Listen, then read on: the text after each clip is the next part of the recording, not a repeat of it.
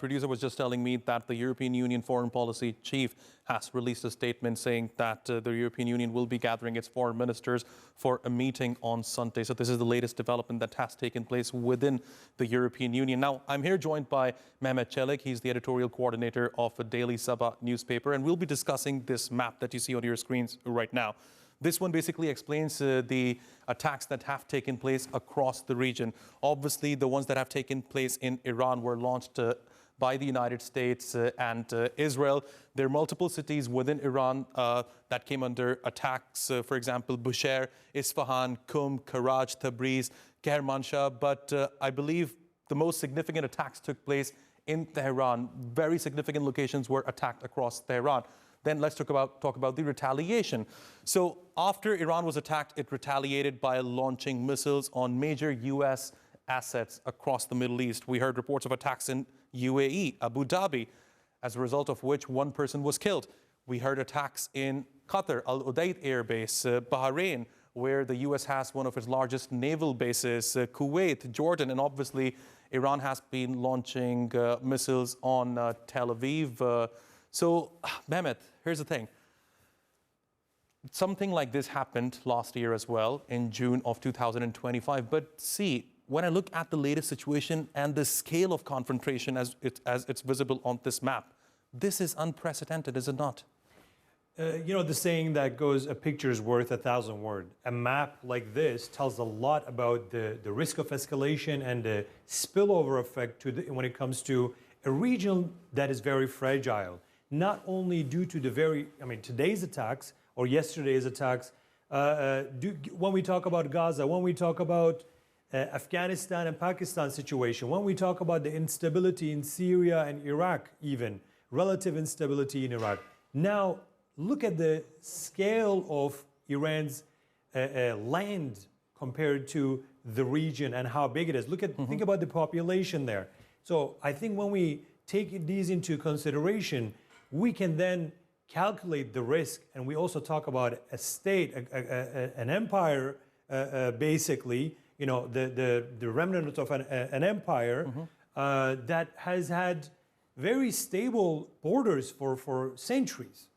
Iran is not a state that established itself, after the World War I. I mean, its borders, even though the regime there is since 1979. There is the tradition of a state that is very long. What I mean by this is that if the tensions escalate, if this is not a very targeted and takes only for a few days, I think for the region this picture will mean a lot for the future of the region. And I mean the risk that many neighboring countries will be affected, not only because Iran is throwing missiles, but think of humanitarian refugee influx, for example, that could happen. In case, let's say, a regime change takes place, or what about different groups within Iran that could emerge, and some of them may be even labeled as terrorist groups. Now, think of that threat that could emerge from this attacks if it turns out to a full-out war, and if the tensions don't actually diminish in the coming days. Right, and Mehmet, dozens of missiles have been launched by Iran on these Middle Eastern countries. For example, in Qatar alone, more than 40 attacks took place on U.S. military assets. Last time it was a targeted attack. Now there is a wave of attacks. So there's in terms of scale, this is a new level of tensions. This is a new heightened security risk, not only between Israel and Iran, but across the region. Across the region. Yeah, and the reason why I mentioned the number of attacks launched on Middle Eastern countries, because I was trying to make a comparison to the attacks that have been launched on Israel. More than 200 up until now, and we're going to go live to Israel now, Tel Aviv. That's where we have TRT World's Mohammed Al-Qasim is standing by for us. So, Mohammed, as you mentioned earlier, that more than 200 missiles have been launched by Iran up until now. And obviously, given what we have seen in the past, for example, in June of 2025, most of the Iranian attacks on Israel, they take place during nighttime. That's absolutely correct, Jafar. And the reason for that is that the Iranians need a cover, need a protection for their launching sites and launching pads. And the best way to do that, since they have a weakness when it comes to air defense systems and to protect their skies, they have to carry out and launch these missiles during the night under the cover of darkness. And we're anticipating, as well as obviously Israel is anticipating, an increase in the number of Israeli missiles to be fired overnight. We have seen at least 220 missiles, according to the Israeli military, that have been fired throughout the day. Some of them were intercepted by the Israeli air defense systems, but others have fallen in different parts of the country. The focus of Iranian missiles have been central Israel and the northern city of Haifa. This is a strategic city. The Israeli Navy headquarters in Haifa, and also it's strategic because it's a major hub for Israeli energy as well. And we've seen also targeting of southern Israel late in the evening, something that we haven't seen throughout the day, but there has been several siren alerts across the country. And just in the last about half an hour or so, there has been a statement from the Home Front Command saying that there has been an infiltration in southern Israel near the coastal city of Eilat, or in Wadi Araba, near the border with Jordan. The fear that an Iranian drone may have infiltrated the borders there. So Israeli military is on high alert. Its multi-layered air defense systems also are on high alert in anticipation of increase of Iranian missiles to be fired in the direction of Israel in the coming hours. Jafar?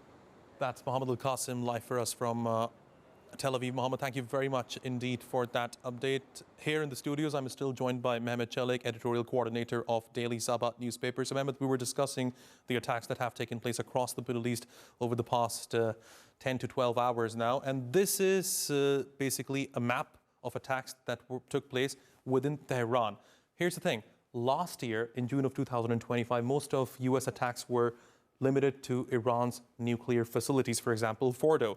But this time around, when you look at the map, the Iranian capital, Tehran, look at the targets: Ministry of Intelligence, Said Khandan district, a bustling area, Office of the Supreme Leader, Presidential Office, the Jamhuri Avenue, located very close to the Presidential Office again, Ministry of Foreign Affairs, IRGC headquarters. So what do these targets tell us? They basically tell us that these attacks, the ones that we have seen by the U.S. in coordination with Israel, they were basically happening to topple the Iranian regime. Now, the question is, if the U.S. and Israel are not successful to topple the supreme leader, what will be the consequences for these two countries? Well, I mean, the consequences for these two countries will be, I think, none in terms of accountability or in terms of holding them accountable for the airstrikes or the loss of life at the very basic level.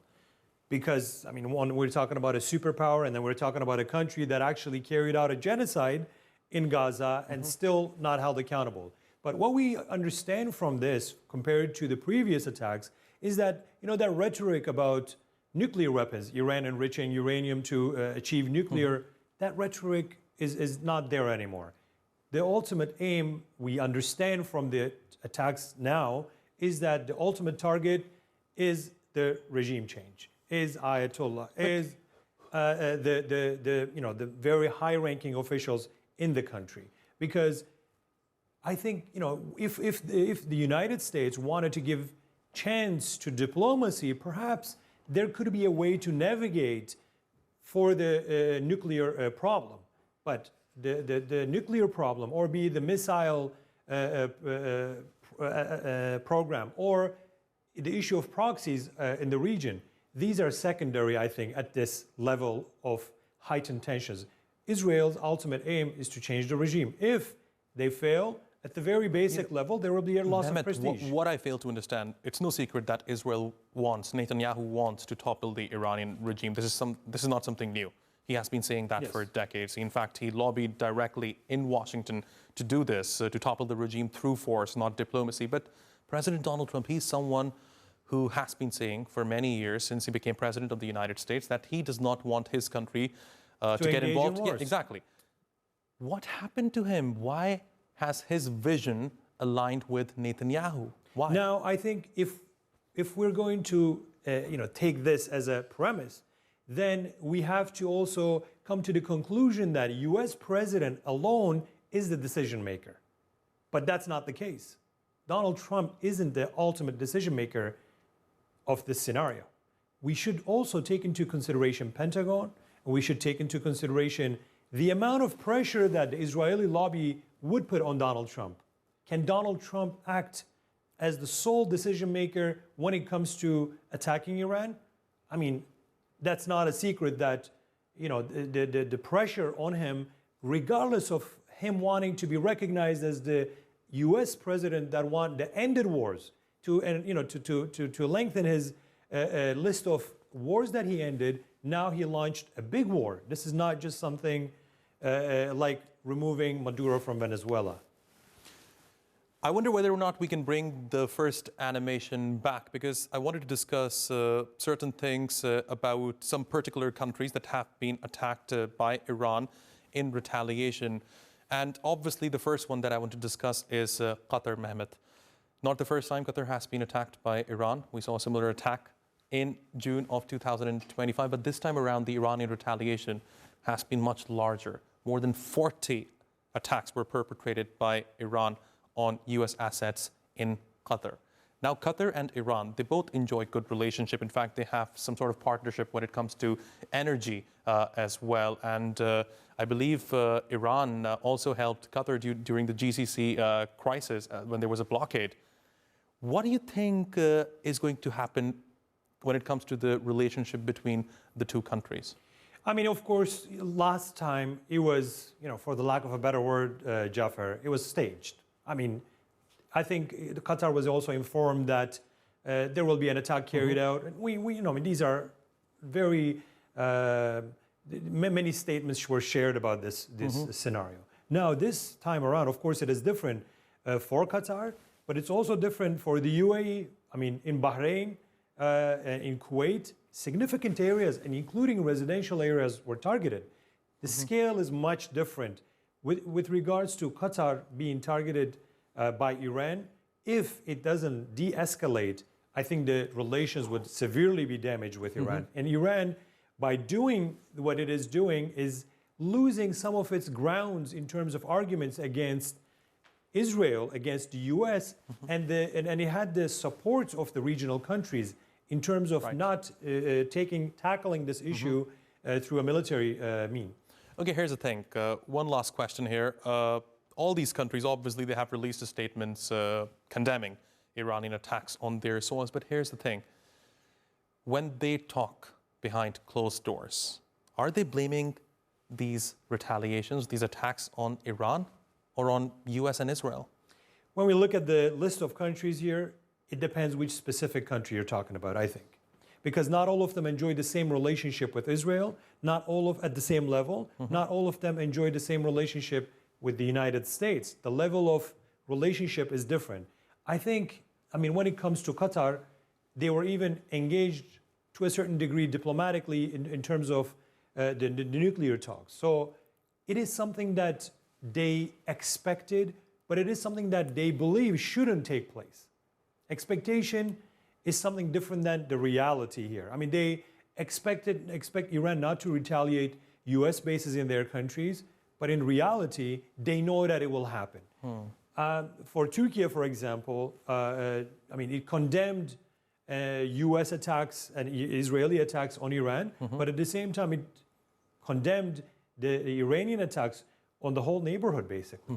So that balance is needed, I think, for the region. And then Turkey comes out as a very strong mediator in this conflict as well. And we heard the Turkish president there saying that there should be some sort of unity, especially among the Muslim countries, if we want to protect the future of this region. Mehmet Celik, thank you very much indeed for your analysis.